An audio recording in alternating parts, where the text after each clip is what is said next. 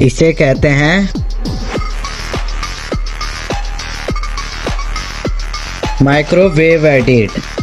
चलो इसे बनाना सीखते हैं। सबसे पहले आप लोग को अपनी वीडियो को इंपोर्ट कर लेना है और जो भी पार्ट आपको एडिट करना है वो थोड़ा सा पार्ट लेके अपने हिसाब से स्लोमो कर देना है। इतना करने के बाद आप लोग को उसी क्लिप को डुप्लीकेट करना है और उसको रिवर्स कर देना है। अब इस वीडियो को हम लोग को एक्सपोर्ट कर लेना है और वापस से इस वीडियो को न्यू प्रोजेक्ट में ले लेना है। फिर उसके बाद हम लोग एक की फ्रेम फर्स्ट फ्रेम पे लगाएंगे और एक लास्ट फ्रेम पे। लास्ट फ्रेम को जूम कर देंगे और ऐसे ही हम लोग को सारी क्लिप्स में करना है।